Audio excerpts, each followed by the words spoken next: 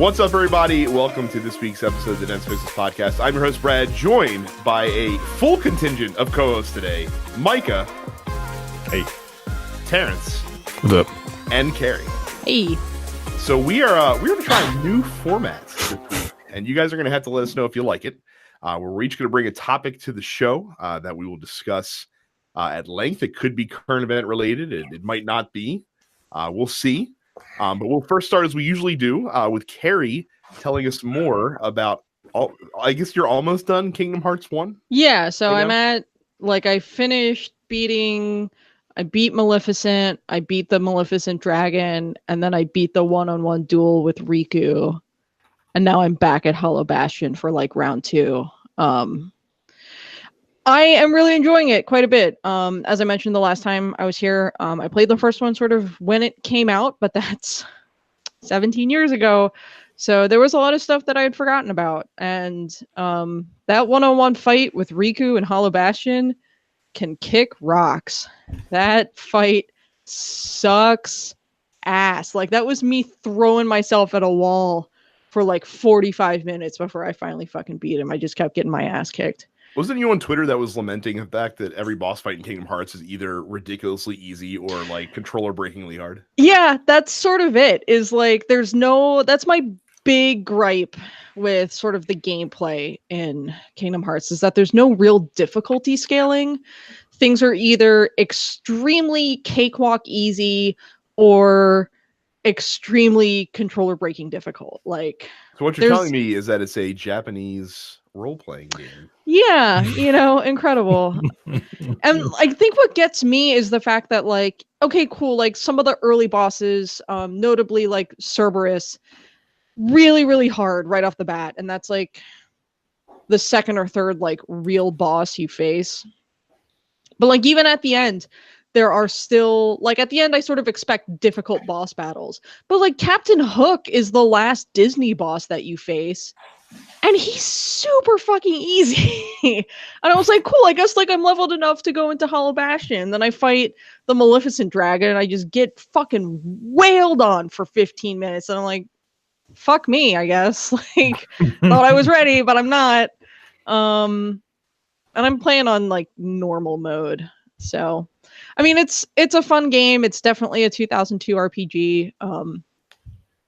For what it's worth, I'm having a good time. My plans after this are to watch all of the cutscenes from the HD version of Chain of Memories and then play through 2.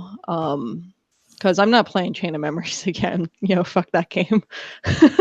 Do you I can't remember if there was a Hades fight in the first one. No, there's he's just kind of hanging around being James Woods. Yeah, and it is James Woods. I mean, they keep.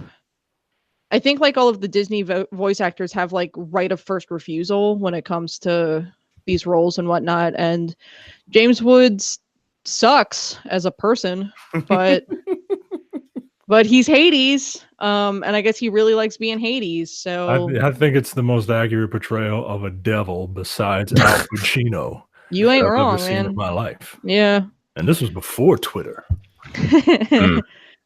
So yeah, I know there's the tournaments. I haven't done all the tournaments. I don't think you ever fight Hades one-on-one.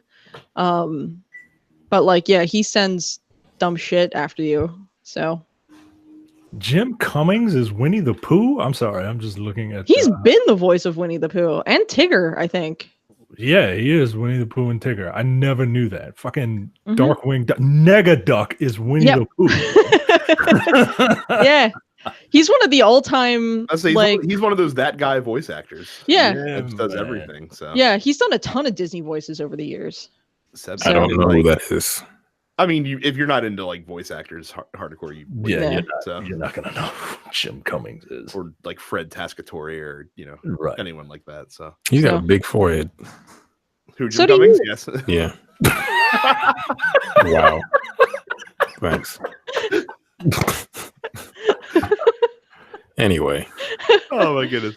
So we'll talk about more of what we've been playing later on in the show because it's what's the topic that I brought to the show this week. So a couple new releases, highlights, games. Real quick. Yeah. I played that Devil May Cry 5 demo.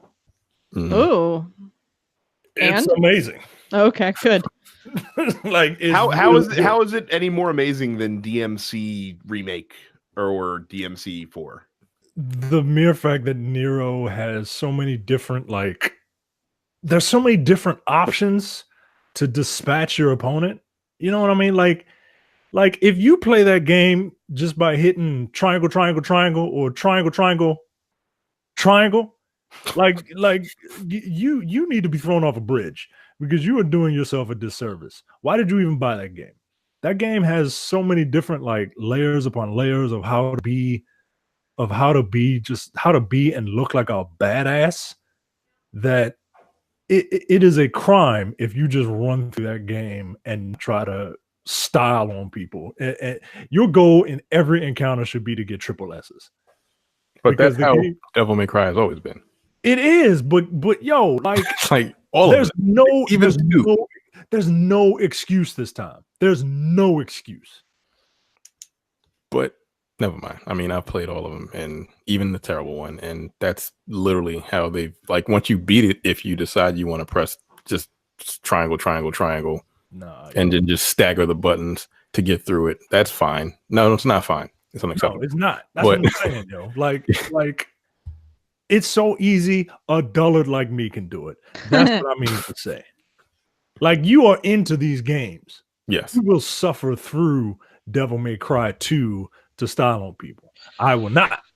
I will press triangle, triangle, triangle, and get to the end and ride my motorcycle into hell. Yeah, good Lord. But nah, man, this game is very, very fun, and I like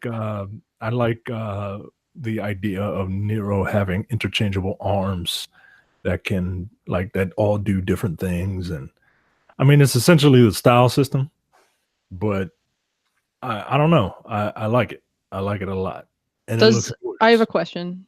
Does Devil Trigger play just constantly? Because I hope it does, because that song slaps. I can't really. The only time I get to play games now is when the boy is asleep, and I can't. Which is often, by the way. Yeah, yeah, and well, it depends. It depends. And I can't have the TV up too loud because it's like he's like a time bomb. You know what I mean? But instead of like a pressure sensor, it's an audio sensor. It's like Mission Impossible. If I say too loud, he'll blow up. So Mike, a couple pro tips dads out there can back me up. First, headphones. Very helpful. Yeah. Especially like a wireless headset if you can get it. That way you don't have to worry about cords being there. And you have the curvy like boppy pillow or whatever the fuck that thing is called, right? Yeah. So what you do is you sit on your couch, you prop your legs up on the ottoman, you put the boppy in your lap, child goes vertically in the middle of the boppy, and you're good to go. You got your hands free. Excellent. You got the gaming in front of you. You know what? I never thought to lay on the couch to do it. I'm sitting in the chair. Yeah, but like the couch, you got the ottoman. You can put feet up so that way you have a nice stable base for the boppy to sit on. So the child doesn't go anywhere. Every time I put the U-pillow on, his big ass head just goes, whoa. And it's like, oh shit, like I gotta make sure he don't fall. But I don't want to drop my controller. And then I gotta weigh, do I drop the kid or do I drop the controller? Like you absolutely drop the kid. That method will work. That method should work really well for you for about 6 months. It's a good, like I said, this is the time to get it in, because once the crawling starts and the mobility starts, it becomes a lot more difficult. Yeah, it becomes a lot more difficult. So, but yeah, Devil May Cry is Devil May Cry is back, and it's amazing. And that was only one character. There's two other characters. That was only one character. Yeah, man. I can't wait to use Dante. Yeah, just take that motorcycle and just start take it apart and throw and swing it at people. Fucking just gonna take apart a motorcycle and hit people with it. Okay, why not? Yeah, I wonder if they are going to change his theme song, because I know they released it and everyone was like, this sucks. And then it came out that like the lead singer of that band is a fucking sex offender. So they yanked it from their site. So I wonder if they're going to replace it. I haven't heard anything about it, but What's Devil Trigger again? Devil Trigger is Nero's theme. Oh, that's the music that plays when he gets into a fight. Mm-hmm. Yeah, I don't like that. You have terrible taste. I think my taste. That song slaps, dude. Yeah, in the face. Wow. Yeah, I don't like that song. Like it bothers me, but Oh, that's well. fine. I enjoy And that's it. the thing, right? Like in any other game, I would hate all those characters. Dante is a cornball prick. Nero is an asshole prick. I don't know who V is, but I'm sure he's a sullen prick. He just seems like a brooding, just emo prick. Yeah. But at the same time, like, I can't deny, like, all the cool shit that they're doing, like, endears me to them. This game is going to be multiplayer, by the way. Did you know that? What? Yes. Like co-op? Co-op, yeah. Like online co-op. I don't know how it's going to work, but yes, it Oh, great! Now I could be I could be embarrassed right in front of Terrence. You'll be in two different areas of the map or of the world, I guess. Micah can get hard carried to triple S ranks. Yeah, buddy. Terrence will be around surfing on his rocket arm, and I'll be fucking running around trying to catch up.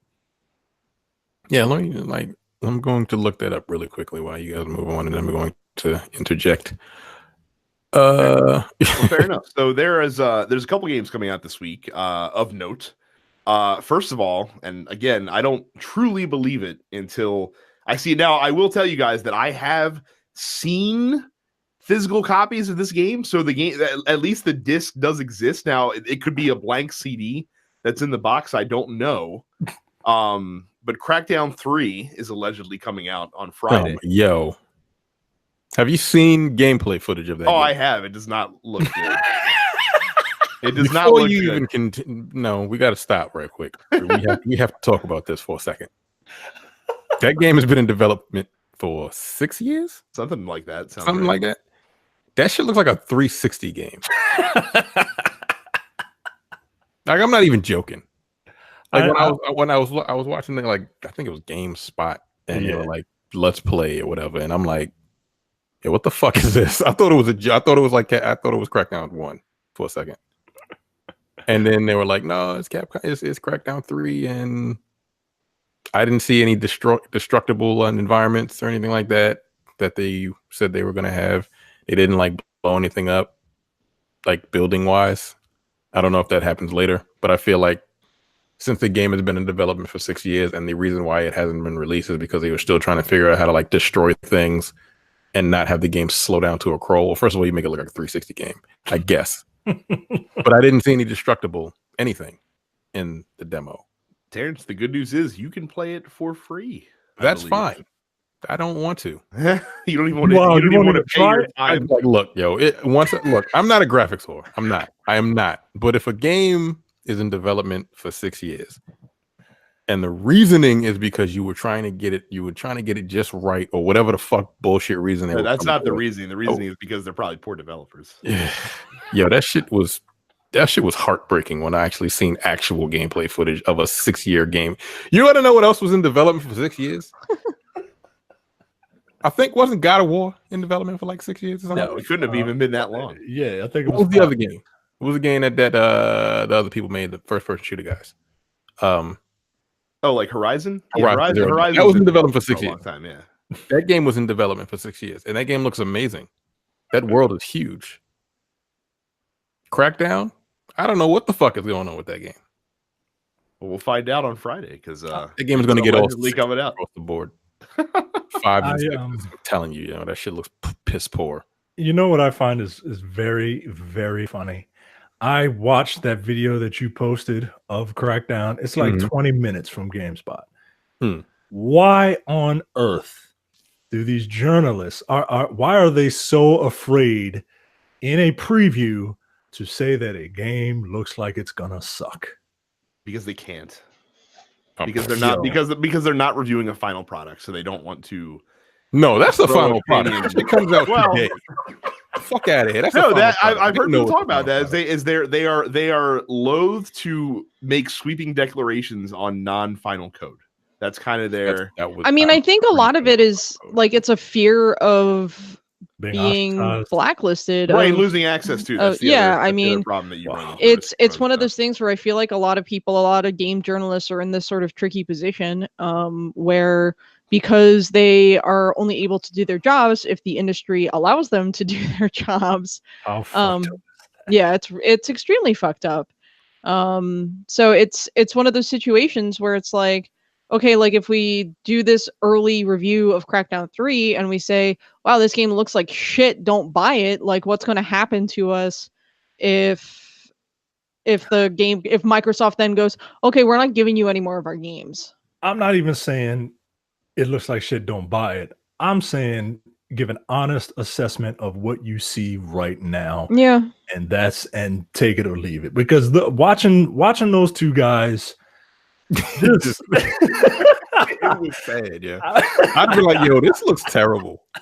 I mean, one guy was like, it's fun, but this looks terrible. One guy was like, yeah, I mean, you know, it really reminds me of Crackdown 1.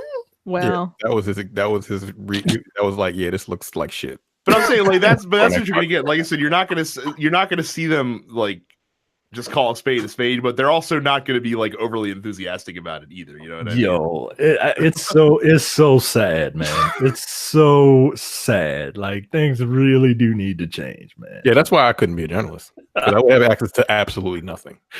I'm like, yo, this looks terrible, yo. You would be Black Jim Sterling. You just review shit when everybody else get it and complain about AAA games and shit. I can see that. Because I'd just be like, yo, this looks terrible, yo. I mean, it may be fun, but this looks like this was in development for a year and a half. Not 6. Like, if it wasn't in development for as long as it was, I might give it a pass. Nah, man. That's unacceptable. Jermaine and again, I didn't even see. I didn't even see why. That's the other thing. I know it was in the beginning of the game, but you have to show something. You have to show the reason why this game has taken forever to come out, and they didn't show shit. I mean, the fact that there's been a relative low amount of coverage around Crackdown should tell you everything you need to know about that game. That's sad. It's fucking out. So it seems like a lot of people are taking rather than saying anything negative about it and risking getting blacklisted, we're just not going to say anything. Crackdown just tomorrow. Jay, the owner and proprietor of all this, the guy that makes this happen, he has a he has a quote, and I'm quoting Jay. You don't call double dribble on a retarded kid. So that's Crackdown. That's the review for Crackdown. If we were rude as shit, that would be a strong show title contender. We are not that rude. Metro Exodus is also coming out on Friday this week. So is Jump Force, and so is Far Cry New Dawn. I played the beta for Jump Force. It's one of those Naruto fighting type games. So it's kind of like it's an anime fighter. It's the ultimate anime fighter because you got your JoJo's, you got your Naruto's, you got your One Pieces, you got your My Hero Academias. There's a couple different like anime fighters, like anime. Like when I hear anime fighter, I think Arc System Works. Yeah, no, that's fair. That's probably the best. This is Bandai, right? Yeah. It's like an arena fighter, basically. Yeah, that kind of fighter. What say you? I don't like when anime characters are translated in 3 dimensions. What say you? I think it depends entirely on how they do it. If they decide to do it cell shaded, or if they take like a real hard stylized look at it, like the JoJo fighters do, then yeah, it can work. I love the way the JoJo fighters look because they end up looking, because JoJo has just like that real heavy line style to it. So when they apply that real heavy line style to a 3-dimensional character, it ends up working out pretty well. And they have all of the little flourishes and whatnot that make it look more like the anime. I really don't like how Jump Force looks. Yeah, I don't like this. I don't like the way it looks at all. I don't think they did it well. I think it looks really weird.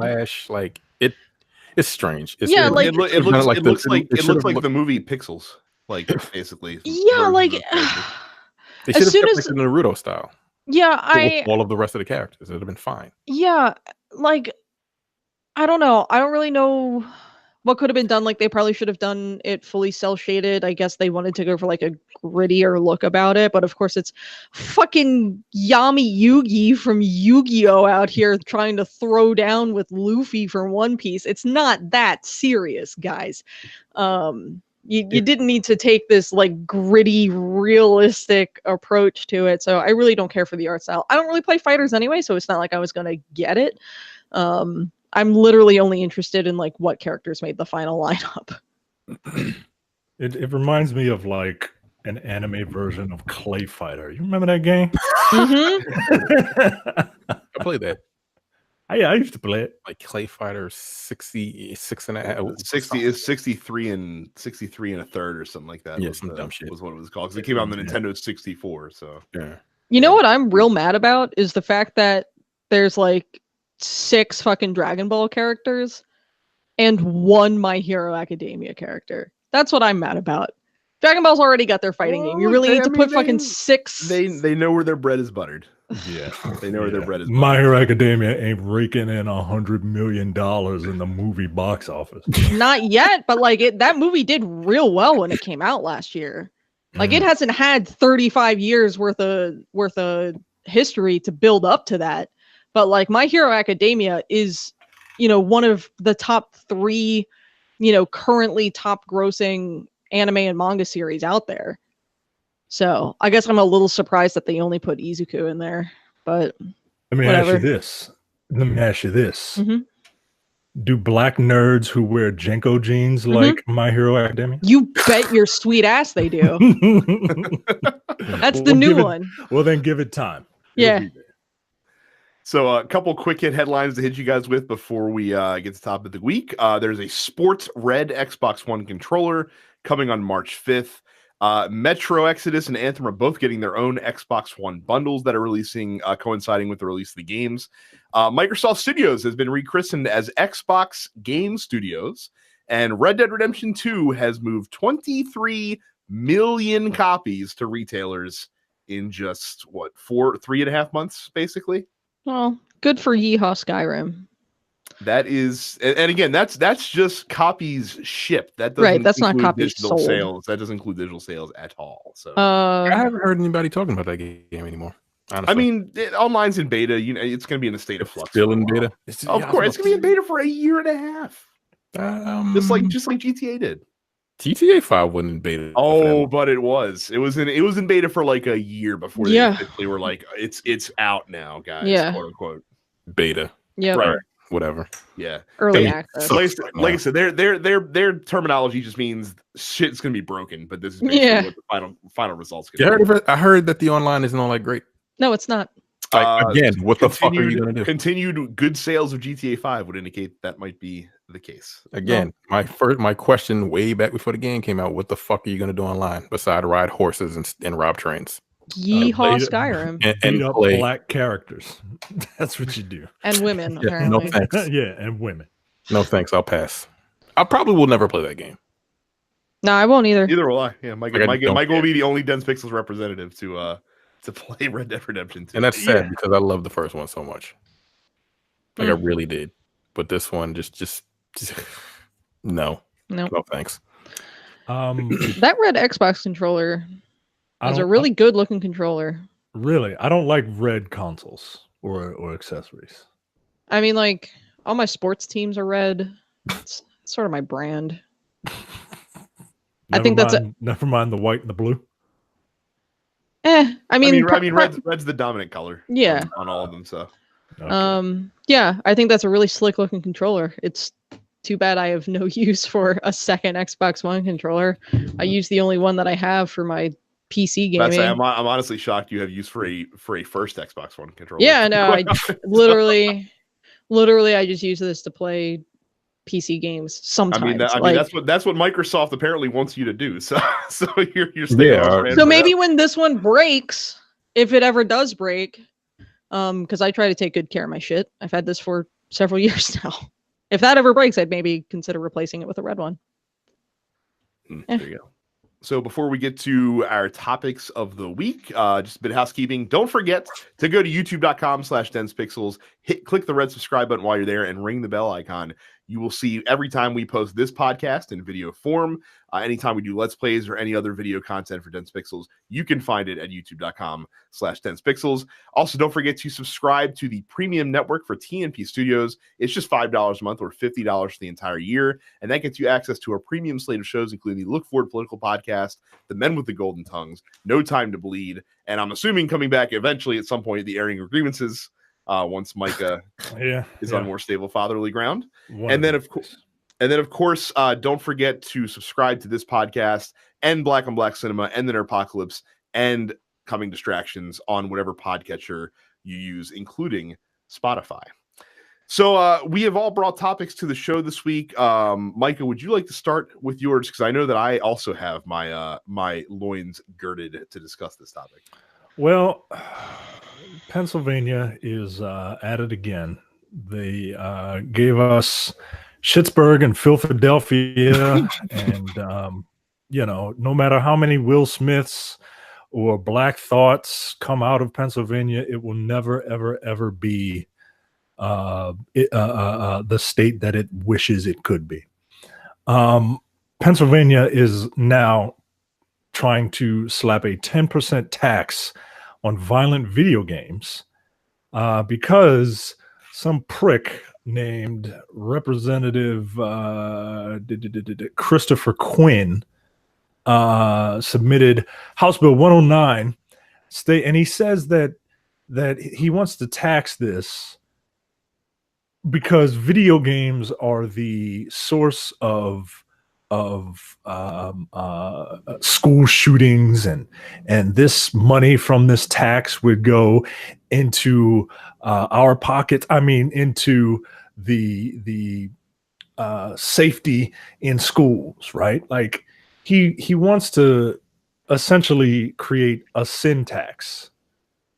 That's basically what it is. I mean, here's the thing. They're like, we're going to put it on M-rated games. And that's also assuming that all M-rated games are M-rated solely because of violence, which is fundamentally incorrect to begin with.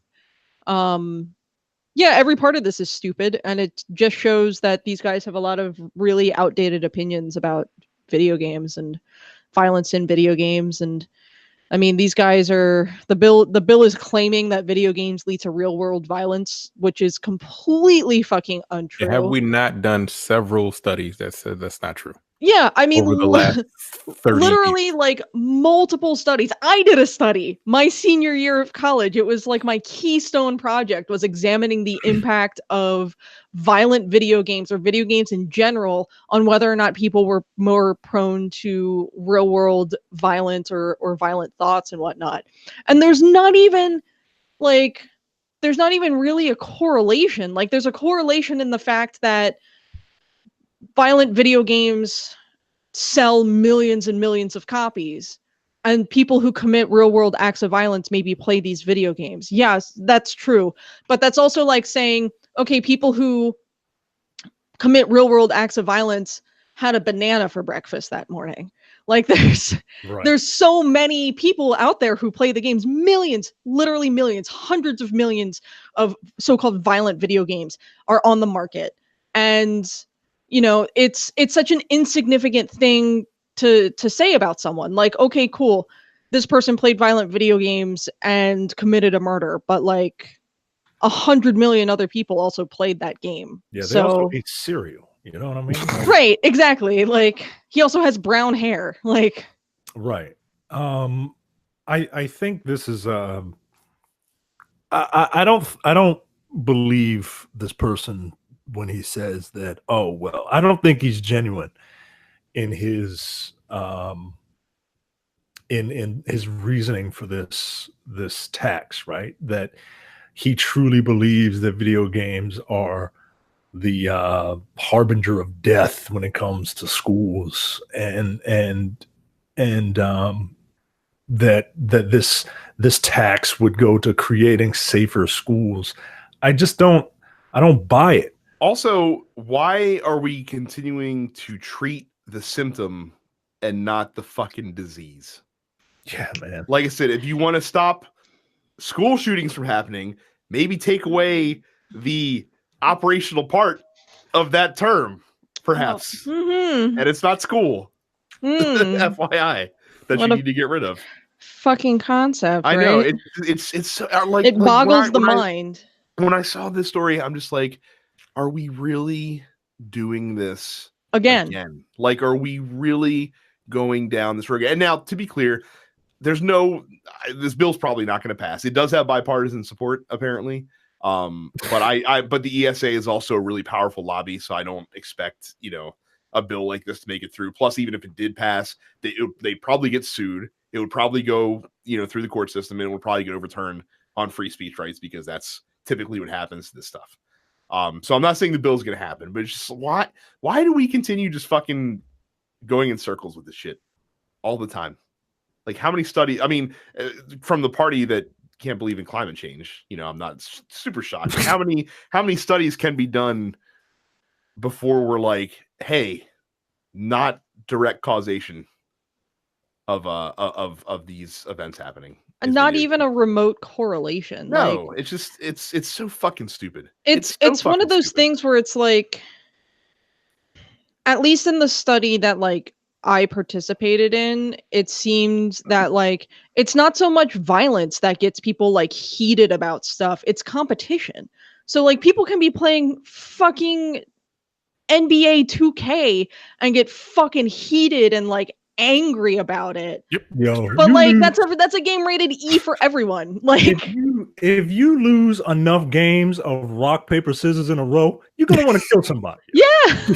Really it has nothing to do with violent representation. Is there something to be said about the proliferation of violence in American mainstream media, not just video games, but on television and in films and so on and so forth? Yeah, I think there's a discussion to be had about the fact that American society at large has very much normalized violence. Yeah. But if you show taxing, oh shit, son. Yeah, taxing violent video games or targeting violent video games is not anywhere near the solution to that problem. So yeah, I think that's going to do. Stop nothing. Buying them? No. It brings us one step closer to the world in which equilibrium was set. If you want Pennsylvania is single-handedly trying to turn the world into equilibrium, a drab, bland sci-fi movie with some pretty good gunfights. Well, yes, over the years, yeah. when that movie first came out, it was amazing. Now you just look at it like, huh? What is this? Like, oh, what is this? We got like the Matrix guys. Pretty much. Yeah. I lived in Pennsylvania for the better part of a year, and that state confuses the shit out of me. I lived in York, and I don't understand why all these people north of the Mason-Dixon line have Confederate flags in their front yards. Because they're dumb, yo. I don't understand that at all. They really are. Sorry, all you Philly fans, all you Philly listeners. Look. No, fuck Philly. The only thing good about Philly is Gritty. End of story. Gritty is the only good thing anything in Pennsylvania has had to offer for the last 50 years. So, Pennsylvania, get your shit together. And again, apparently this guy introduced this bill last year as well, and it did make it out of committee. So I would expect the why even bother? What's his fucking problem? Especially because there's legal precedent. You know, he probably got his ass kicked at fucking Mortal Kombat when he was a kid, and he's still bitchy about it. So I think me and Terrence I think Terrence is piggybacking off me because I want to talk about Apex Legends. Okay. And Apex Legends, I agree with what Terrence said last week. It's legit.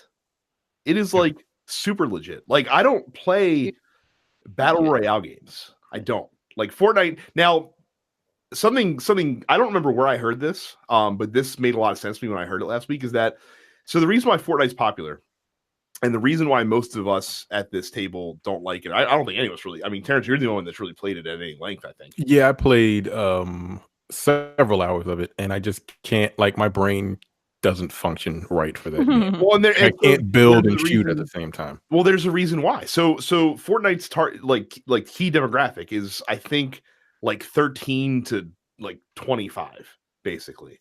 And the reason why is because this is a generation of people that have been raised and have been playing Minecraft for a decade.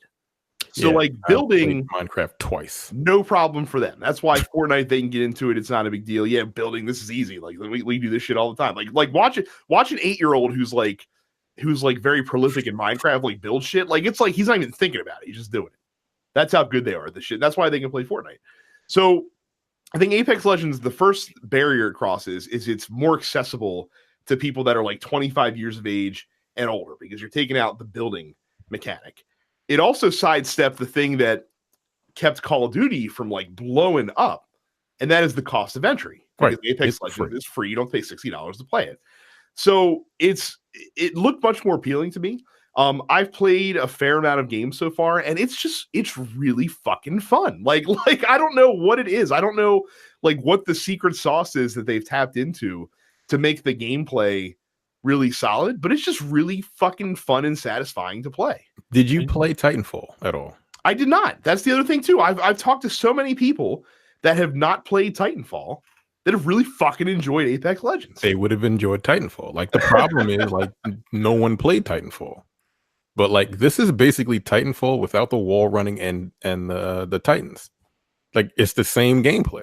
So if you like this, I don't see why you wouldn't like Titanfall. Look, I played this more than anything else in the last week. Like I am level 35. I've got several kills with all of the characters. I've won maybe 7 or 8 games. It's not easy to come in first place. It's right now. It's like I don't do battle royale games, but to me, this is the best battle royale game that's ever come out. Like I know people love Fortnite and all that other stuff, but like this fundamentally, like all of the things that they've like, I've won 2 games without talking to my teammates because that system is amazing. The ping system needs to be in every fucking game. Yes. Every fucking game. This is like the smartest fucking system that I've seen in quite some time in a video game. So basically, Michael, the way the ping system works is you have like a wheel that if you hold down the R1 button will pull up and you can just direction to something.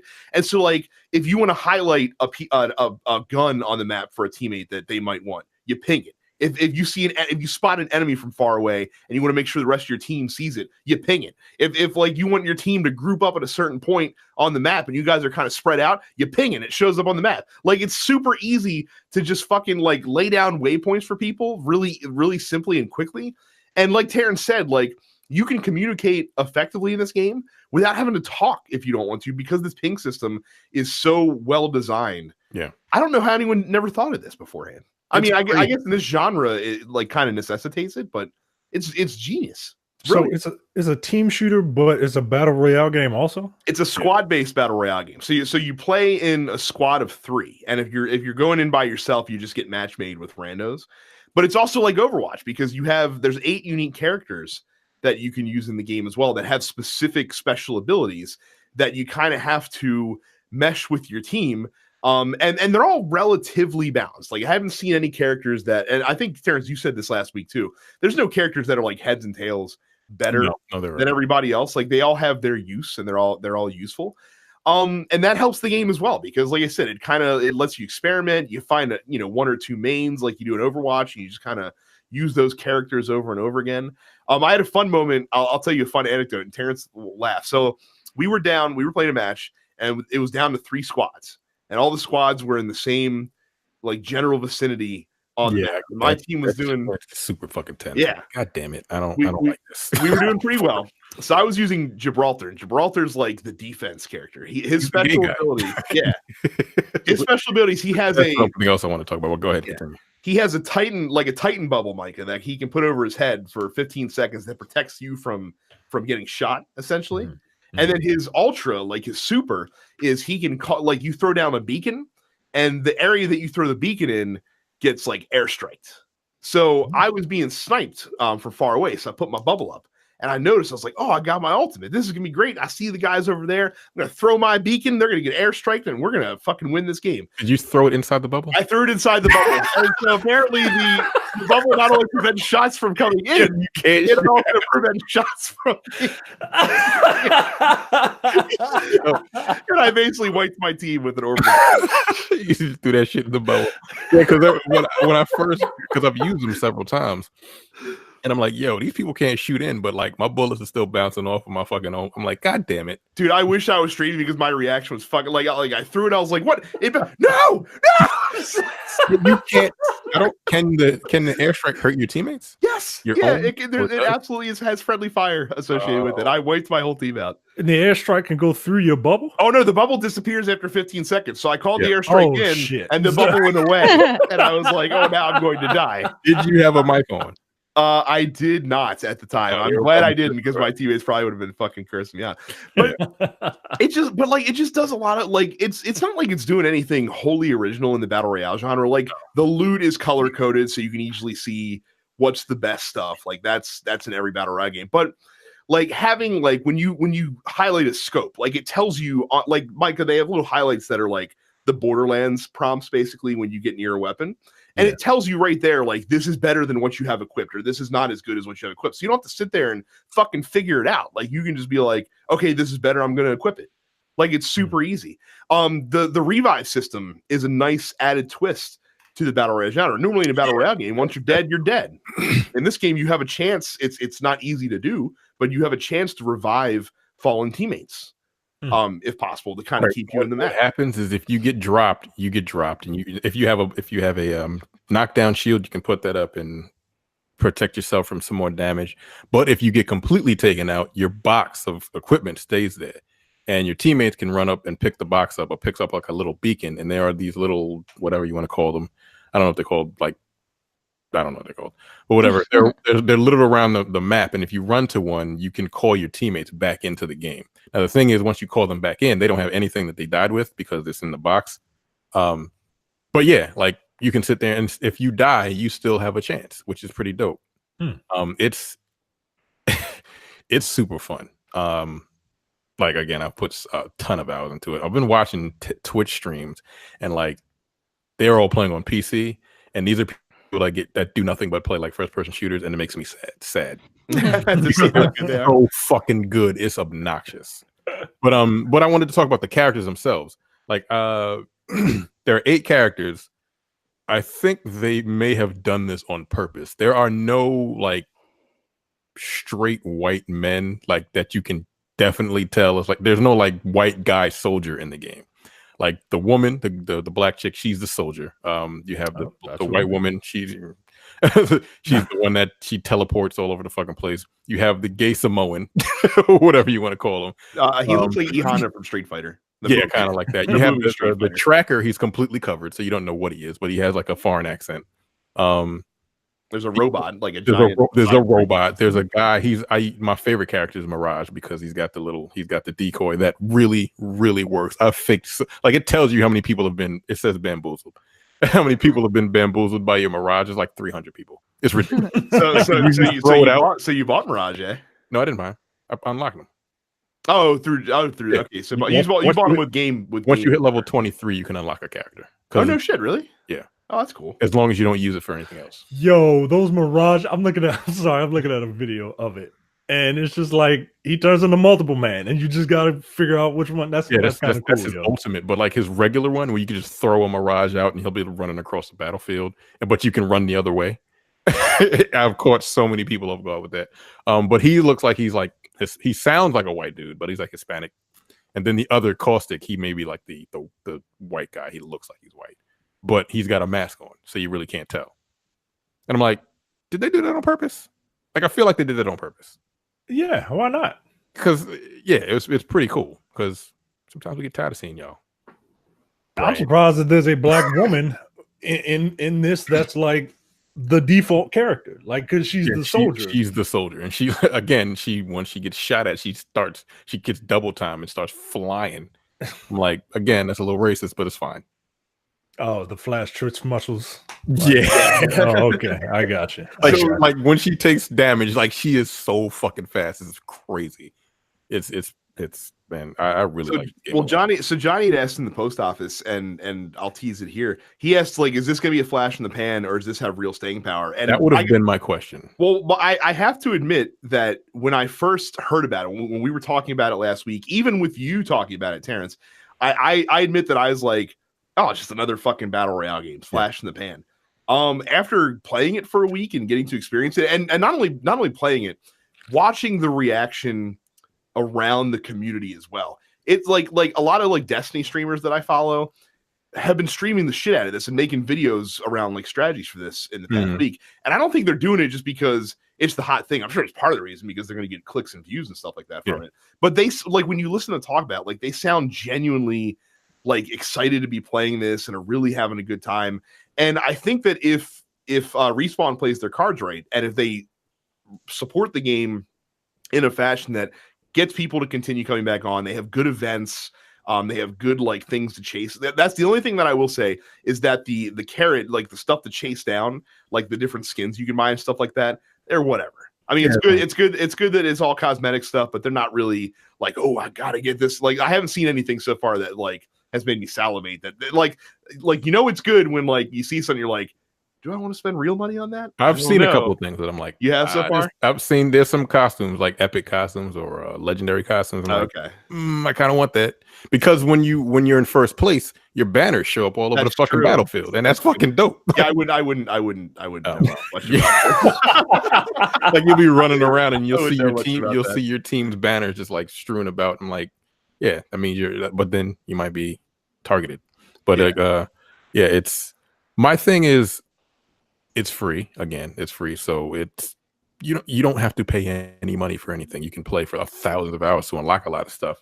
The gameplay is about as tight as you can get for a first-person shooter. Like, it just feels good. And by the way, no fall damage. Thank you. Oh yeah, that's the other thing. You can jump out of, like, well, when you actually drop down, you drop down into squads, which is another cool thing. There's a jump master in the beginning, which I said last week. Some people don't want to be the jump master because they don't know where to jump down to. But the game actually tells you, like, if you play enough, you know where the high tier loot is, so you can jump down into those areas. But those are also the flashpoints early on in the game. Well, there's always one flashpoint where that's like the hot area where you will find like at least like a gold something. But like there are other high tier areas, like they're just high tier loot areas, regardless of whatever game you're playing. But if you jump down, you might see 3 or 4 other teams going there. If you jump down and you land and you have no weapon, you're just gonna be swinging at each other for like 30 seconds until you find a weapon. Yeah, I'm trying. Like, if you're playing, if you're playing later, yeah, I'll jump on with you. But it's, I don't know. The staying power, again, it's going to have to be with events. But like I said, I think because of the reasons I outlined when I first started talking about it, because it's more accessible to like the older crowd, and I say older, like 25 years old, but like because it's more accessible to the older crowd, and because you don't have to pay that cost of entry, and because it's not convoluted as fuck like PUBG is, I think that it has a real chance. Like, I think this could be like the number 2 to Fortnite. Yeah. Like, I truly believe that. No, I think it might. Yeah, it's already the number 2 right now. Like, but I think it might stay there. I mean, last week the average viewership for this game was like 300,000 every night, every day. Well, like, but plus you're gonna get the Overwatch effect on this too, because you're gonna get new characters releasing every couple of months. You know what I mean? Like, that's those new characters. People are into this game, and like Terrence said, you can unlock a character once you get to like a certain level, but you can also just buy them for I think $12. Mm-hmm. Like, well, they're like with the money. Though that particular thing, I think they're to unlock those It's like $8. $8? I thought it was something 12. like that. It's not because if you it's $9.99 for like to get 1,000 or something like that, but they're $1,200 a piece. But if you pay the $20, you can unlock them with like $17. Oh, and that's why they priced it that way as well. So that people are like, well, if I gotta get 2 10s, I might as well get a 20. Like, yeah, no 26. It's 12,000 per character. Yeah, that sounds right. So I figured like at level 46, I'll be able to unlock the second one if I just don't pay the $20 that I'm actually willing to pay money for this. Put money into this. That's how much I like it. That's ridiculous. Yeah, y'all kind of got me hyped for this. I'm saying like they're probably gonna release a new character like every month or two. I could see that like easily every month or two. People that are into this game, they're going to buy it. Like, it's not a question. Like, people that are into Apex Legends are going to buy it without thinking about it. Like, it's gonna fucking happen. They're gonna get a nice cash injection, a nice shot in the arm once a month for this stuff. That's really fucking smart. And like I said, if they can also add, and I'm not trying to give them ideas, but like if they start doing like the battle pass, model like Fortnite does, and like a lot of other games seem to want to adopt, this could be lucrative for EA. And as we know, if we want EA to support a game, it's got to make them money. You want to know the funniest thing that I learned about this game, and I didn't hear the reasoning why they didn't say anything about it. They just released it. The producers of the game were basically like, "Yeah, we didn't say anything because we're under EA. It's not Titanfall 3. It's a free-to-play game, so there's going to be microtransactions." Like, no, fuck all that. Right? They were basically like, we know what the reaction's going to be. They were like, yeah, we know what it's going. We know what it is. So we're just going to release it, and you're just going to play it. That's exactly that was their reasoning for not telling anyone about it. And I'm like, that's fucking genius. It's genius. It's also fucked up. It's like you're so embarrassed by your fucking dad. He's just gonna walk around. He's gonna answer the door in his tidy whities, and you just don't want to be like, all right. It's like the kids who are suing their parents because they didn't get them vaccinated. It's like, yo, I'm so embarrassed. Yeah. I thought that was hilarious. I'm like, God damn, that's Mike. sad. Mike, you should check it out. You will be bad at it, but you should still check it out. It's free. I have downloaded it. Do you get to pick anybody? You have to pick one person to stick with it before you can unlock other characters. No, you have 6 characters to unlock from the start. It's like Overwatch, but like as you're loading into the match, each player on the team picks a character. Mm-hmm. But you can't use the same character twice. So like whatever your teammates pick, you can't pick that character. Yeah, it's like it's a timer. So the first whoever goes first, they get to pick. Then the second person gets to pick, and the third person gets to pick. Unfortunately, so if there's a character that you wanted to use and you're not the first person, and they pick them, well, you got to pick somebody else. Okay, all right. Well, I downloaded it. I'm gonna try and get it on tonight. Once we're done, and see. Yeah, I'll jump on with you. So you'll be playing if you do get on. I'll jump on with you, so you'll have a person that playing. Yeah, but like again, I've won all of my games that I've won have been with randoms, and a lot of them I haven't spoken a word to them. Just that fucking ping system, man. It's so great. So, Carrie, you've been very silently waiting for yours. Apparently, you have no questions about Apex Legends. So let us move on to your topic. Sure. Yeah, I wanted to talk about the trend we've seen over the last couple of years with the retro throwback consoles. So the NES and SNES Classic and the PlayStation Classic, and whether or not we think that this trend will continue, whether or not we think this is a good thing or a bad thing, and maybe what we would want to see next from any of these companies. So I personally only want to see more stuff from Nintendo because I think Sony fucked it up. I think Sony fucked it up about as hard as you can fuck it up, and I think the fact that they've already done a massive price drop on it goes to show that even they know that they fucked it up. You wouldn't get hyped for a PS2 mini console? It depends on what games.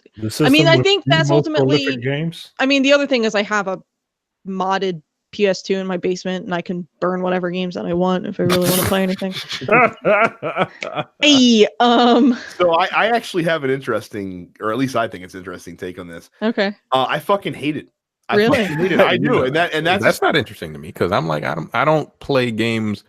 I don't play old games anymore. My reason for hating it is different though, because I've looked at what Nintendo has done with this, and Nintendo, without a doubt, has been the most successful company so far in making this a lucrative venture for them. They have sold all the NES classics, all the SNES classics.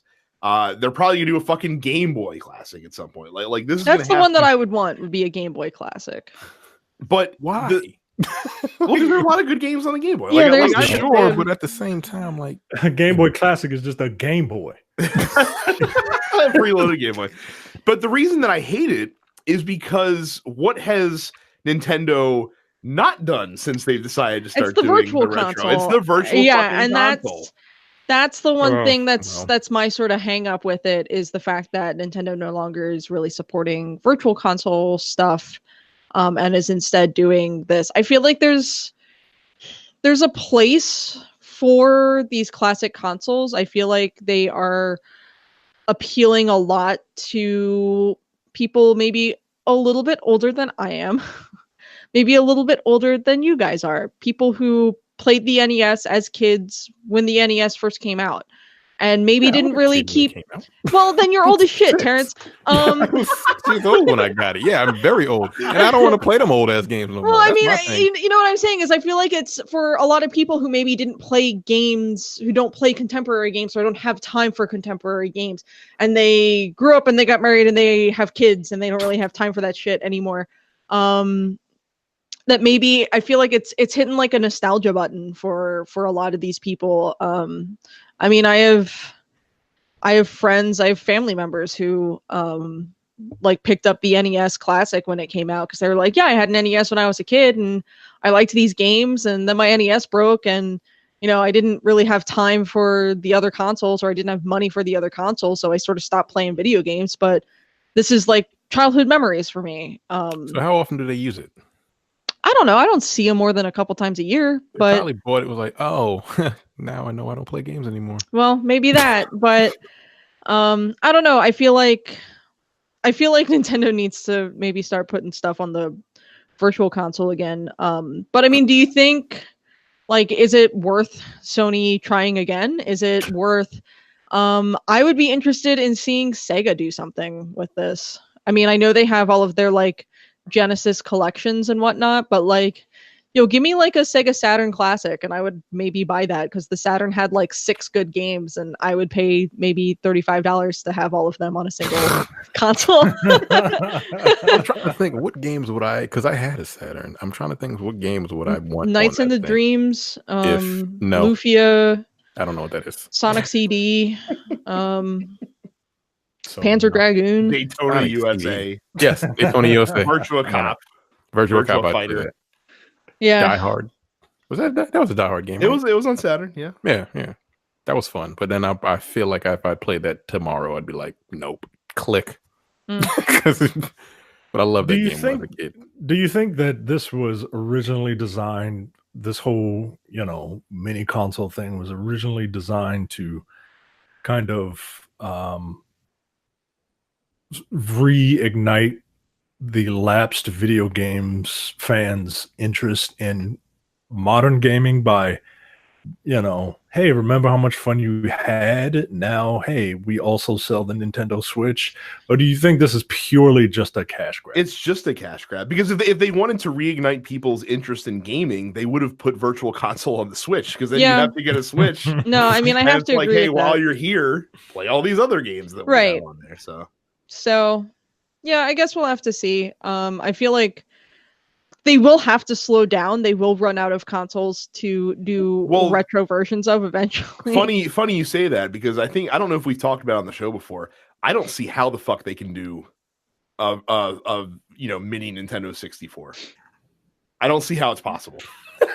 not only from the game library standpoint, but if you're gonna do that, you better put 4 controllers in that fucking box, and I just don't see that shit happening. Yeah, I mean, that's the thing, is like some of the games that I remember being some of my favorite N64 titles, I don't think they would have the rights to do. There are so many classic N64 games, like everything developed by Rare that they wouldn't be able to do. Nope. The wrestling games, nope. Sorry, thanks. See you later. Ken Griffey Jr. Slugfest. Nope, can't use him anymore. Nope. Can't do that. So yeah, I don't understand. Like, what are you gonna have on there? I don't know. Mario 64, Pilot Wings, Mario Kart, Donkey Kong. Both Zeldas. Yeah. Harvest Moon. Probably, because you got to get something. Yeah. I just wouldn't want the mini N64 just because of that Fisher Price, like my first Sibian controller. like, yo, that thing was terrible, man. I got 5 of them in my basement right now. Yeah, I bet you do. Look, I got an N64 for Christmas, man. I mean, if you have 5 of them, I can argue that at least 4 of them are just there for home defense purposes. Like if someone comes in your house, you swing them around because then you have like a fucking lethal weapon in your hands.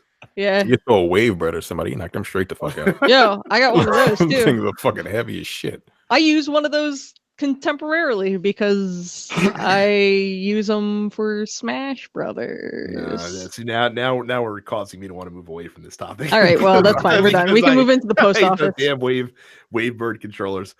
Oh, fuck that controller. Don't ever come out with the fucking GameCube classics. First of all, it's an oxymoron. Secondly, I'd play it. There's no second. There's no need to come out with that console. Before we visit the post office, don't forget to buy anything that you buy off Amazon, big or small, with our Amazon link. denspixels.com/Amazon. We pay the same you pay the same low price. We get a small percentage of the sale. Look, Jeff Bezos needs more money. He's about to be getting into some serious fight legally with the National Enquirer. He's got a divorce that he's getting ready to go through. He needs your money. He doesn't have enough. So again, denspixels.com/Amazon whenever you buy anything from Amazon.com. So taking a visit to the Denspixels post office, I would like to start with Amir. As I wait for the page to load, I will leave you on suspense. What do you think PlayStation needs to change, keep doing, or update in order to keep their lead into the next generation, as Microsoft seems to be big into streaming games, crossplay, and Game Pass? I don't think they need to do anything. I don't know why this is framed as though Microsoft is anywhere close to catching up, because they're fucking not. Well, but here's the thing, though. Microsoft is they're making all the right moves right now to gear up for the next generation. And these things are cyclical. Sure. Like it would not surprise me at all if Microsoft took the lead out of the clubhouse. Console-wise? Console generation. Yeah. With what? The Xbox 2. PC? Because that seems to be the direction they're going in. I think PlayStation needs to keep having really good exclusives. I think they need to change their controller because I don't like it. I think they need to stop. I'm not a big fan. They need to stop doing this shit where they just like put out a junior varsity version of whatever Nintendo came up with. Because like, we gotta admit, that's what they did with the handheld consoles. That's what they did with the fucking motion control shit. That's what they did with the retro throwback consoles. They just need to like, can they just like, if they're gonna ape Nintendo, can they at least do a better job at it? I mean, I don't disagree with you on that aspect for sure. The other thing, according to Brad's stepdad, Sean Layton, because there was a news story on CNET. He basically wants they asked him about how you will adapt in this new era of like constant streaming and the internet age and games like free to play games. He's like, how are you going to combat that? And he said basically that he would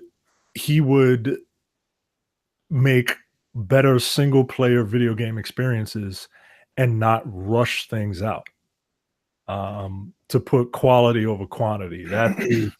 That's his idea of what PlayStation needs to do to stay where they are. They already do it. That's not a new idea. That's just what they do. All right. As the executive developer for PlayStation, we have always had to set the high water mark to push technology further than anyone else. It's basically like a fluff piece, but yeah, that's essentially he's saying, you know, we need to do what we've been doing. Yeah, it's just, but like I said, I think one thing that Microsoft is doing that, I mean, we debate how smart it is, but I do think that on some level, it's going to be a much bigger deal in the next console generation is the subscription service side of things that they are kind of in the forefront of. Now, it's a huge trade-off because by doing that subscription service, you are cutting off sales of your games, and you have to hope that the subscription service makes up for that lost revenue and in fact gains you revenue over what you would have sold. And I don't know if that's the right thing for Sony to do, because Sony's games are generally really fucking good, and you don't want to give those away for $10 a month when you can just, sell them outright. Yeah, like I think you need a subscription service when you have games like Crackdown that have been in development 6 years coming out. Like I'm not paying money for that. No. And Den of Thieves or Sea of Thieves, that bullshit that came out. You still mad about Sea of Thieves, huh? Yeah, fuck that game. And what's the other one that came out? Forza 4. No, not Left 4 Dead, the zombie game. Oh, State of Decay. State of Decay 2. It was fine. Yeah, that came out and that looked marginally better than the first one, and the first one looked like shit, but I really liked it. It's not, well, look. That's why they have it, because their games suck. You ain't wrong. Like if you have games like Spider-Man coming out, like you gonna pay $60. You gonna make people pay $60 for that shit. Yeah, you're gonna make people pay for $60 for God of War. That's the biggest thing that Sony has going for them currently is the fact that they have the strength of their exclusives is what has propelled them to be the top company of this generation of consoles, and has kept them there. It's consistent quality releases that are either first party or otherwise exclusive. And look, not to ignore crossplay completely, but look, people make too big a deal about crossplay. Crossplay will be there for the games that it needs to be there for. It's not going to be an industry-wide thing. It's just you have plenty of people to play against. Also, like if you can't play against your friend, I mean, one of y'all just gonna have to nut up and buy another console. Like, I'm sorry. Like, crossplay is not this. I love how people, well, it's so good for the consumer. Like, when has a company really ever done anything that will help the consumer and hurt them? Like, that doesn't make any sense. I think almost the thing that people really want more than just like crossplay is the ability to have like the same cross progression is what cross progression is really the bigger thing. Is like if you're playing online multiplayer game such as Fortnite or Apex or whatever, people want to be able to, even if they're not sharing servers across crossplay, they at least want to be able to carry their progress from Xbox to PC to Sony or whatever. And I think that's fair. I think if that's as far as crossplay ends up going, is cross progression, then I think people won't really have that much of a problem with it. I would agree. I'm going to read Randy's question verbatim. Good luck. Do you think the Switch starting off like Wii red hot in the begging and then fizzled down? I believe Randy is asking, do we think the Switch is going to be the Wii, where the Wii was the only thing that mattered? The only thing that mattered in the game industry for the first 2 years it was out, and then fucking fell off a cliff and nobody gave a shit. No, I don't. I think the Wii U. Platform. I don't think. Wait. Oh, the original Wii. The original Wii. The original Wii. Yeah. Oh no, I think the Switch nearly as red hot as the Wii. Well, no, I think that's true as well. Yeah. I don't think it had quite the not even close.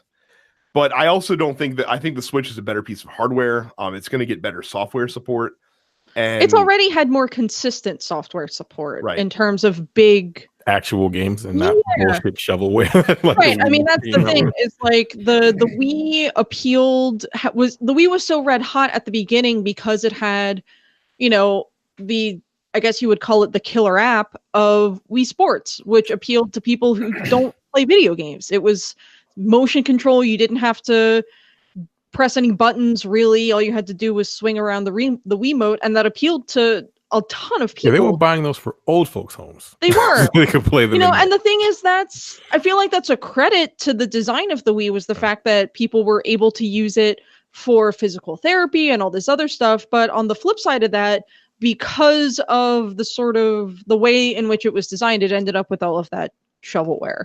And it died off super quickly. Within 18 months or so, people weren't really buying Wiis at the clip or anywhere close to the clip that they were selling to begin with.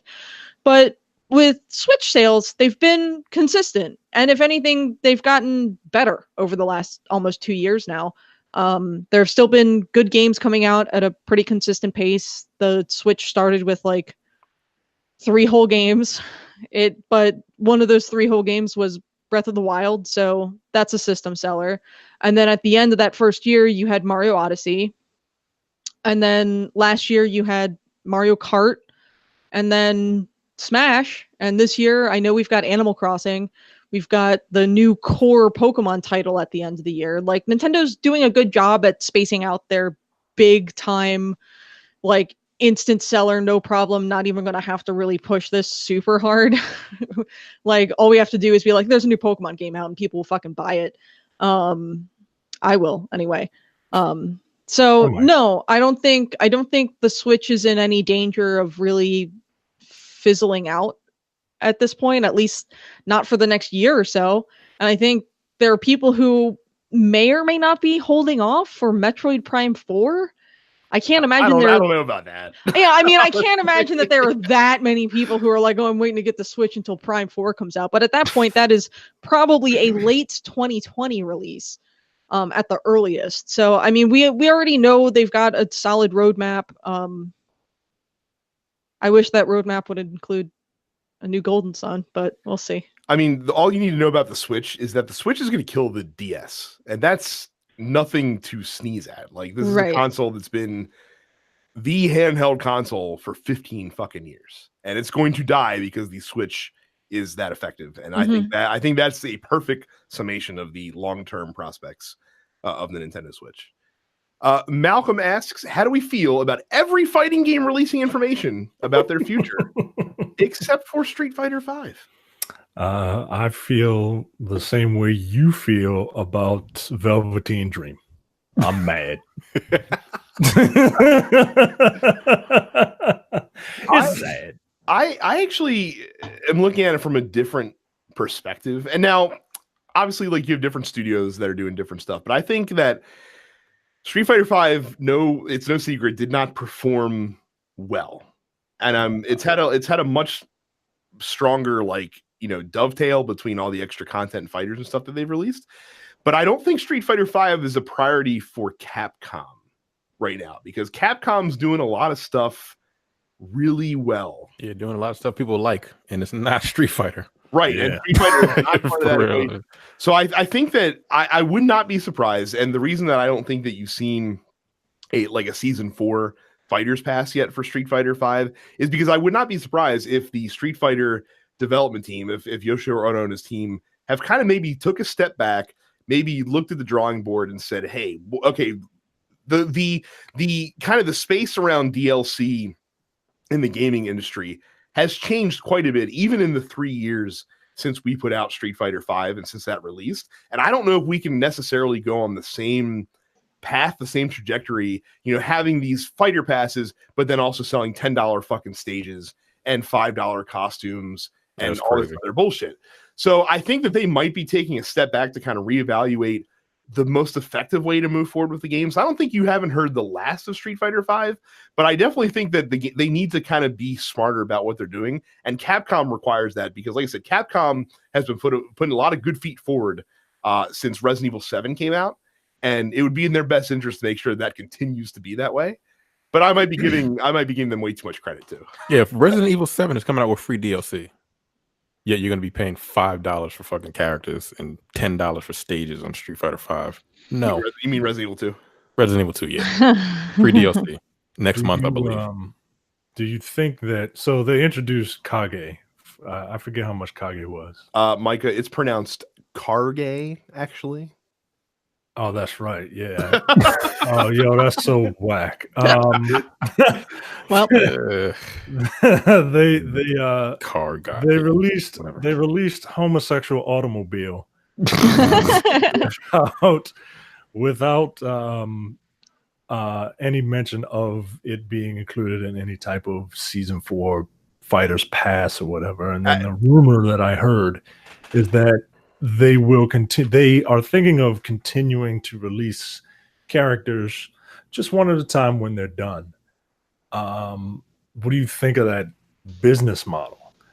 I for some reason I mean it's a nice pop, right? Like when all of a sudden car gay is here's a trailer for it, and then oh yeah, by the way, you can buy him right now, and then you would get like the insta buyers, right? The people with no self-control, which is usually me.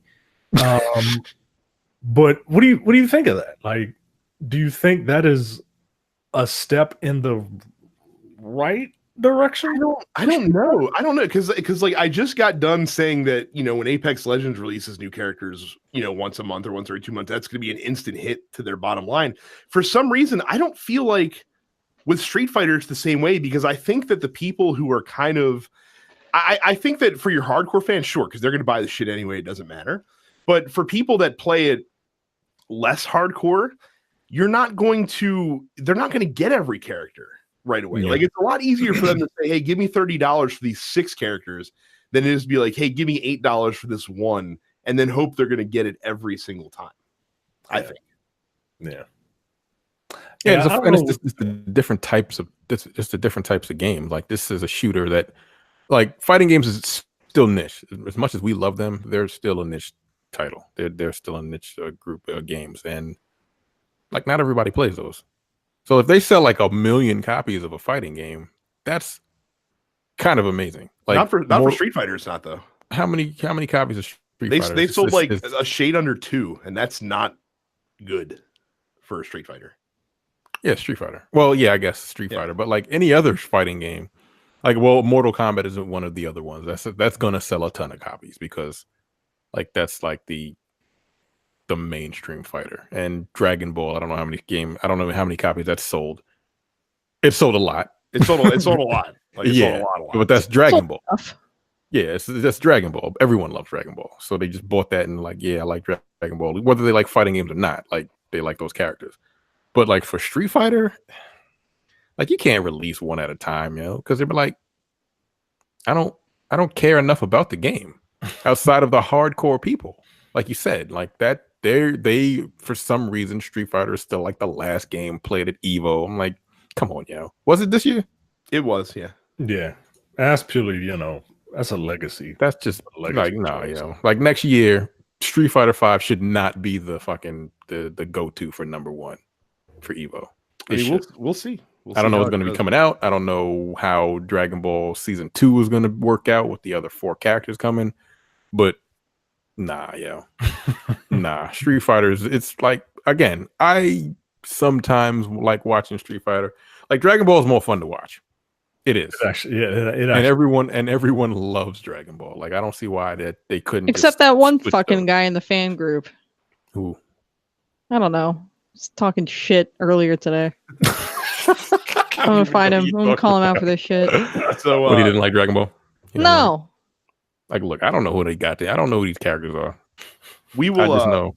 We will wrap it up with Gaston this week, who is bringing a discussion that started in the fan group, densepixels.com/fans, and we're bringing it onto the show. He wants to know which series, which story between the Kingdom Hearts franchise and the Metal Gear franchise is more needlessly complicated. I played the first 2 Kingdom Hearts, so I could not tell you. I'm going to say that Metal Gear is more needlessly complicated. I would say Kingdom Hearts is more complicated, but I would say Metal Gear is more needless in its complication. You know what? That's the right answer. You know what? I think Kingdom Hearts is complicated out of necessity. I think Kingdom Hearts, you have to examine Kingdom Hearts as what it was introduced as, which was a crossover between two incredibly complex entities, those being Disney and Final Fantasy. So you introduce all of these characters from all these different Final Fantasy games, and then you introduce all of these different worlds and all of these characters from all these different Disney movies, and you just like slam them together into a single video game, and you have to make some sort of sense out of that. Like, Kingdom Hearts is complicated out of pure necessity, because otherwise, like, what are you going to do with this fucking mess of a crossover? I mean, like, is Organization 13 in Kingdom Hearts 1? No. What the fuck is going on with Organization 13? Dude, I couldn't even tell you, because there's two of them. Like, I remember what? All right. Like, I remember I played and finished Kingdom Hearts 1 and 2 for what feels like almost 2 decades ago. And I mean, it was literally has been 2 decades. Like 17 years ago. So yeah, you're right. And I Kingdom Hearts 1, I could follow pretty decently. Kingdom Hearts 2 went off the fucking rails. Yeah. And couple that with all the different games, even the different numbering systems, like Kingdom Hearts -b plus minus the square root of b squared minus 4ac over 2a. Like, what the fuck, yo? Yeah. Like, what is the point? Like, I just can't. Whereas with Metal Gear, the plot is bonkers, right? But the story is bad guys got a nuclear weapon, good guys got to stop it. I mean, I feel like, obviously, if you boil down, can you boil down Kingdom Hearts like that? You can boil down Kingdom Hearts into there's an imbalance between light and dark, and one guy thinks that destroying all of the light in the world will help reset everything, and he's wrong. So it's Star Wars. Yeah. All right. It's Star Wars. I think Metal Gear, like, there's a lot of interesting themes in Metal Gear as far as struggling with what it means to be a soldier, and struggling with the legacy of a title and all this other stuff, and living up to expectations and all of these heavier themes and whatnot. But I feel like Kojima just doesn't really know how to write those sort of heavy themes in a way that makes any fucking sense. So you end up just sort of like bending over backwards trying to figure out what he's trying to say.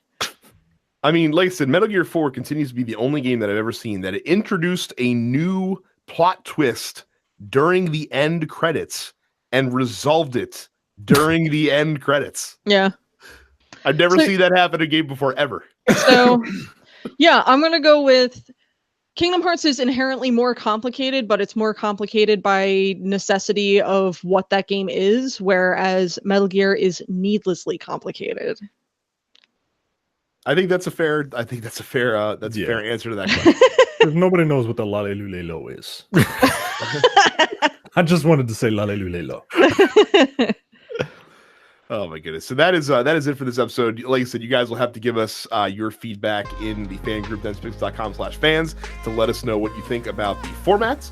Again, don't forget to follow us online. Leave us a 5-star review on iTunes. Follow us on social media at denspixels. Subscribe to the show wherever you get it.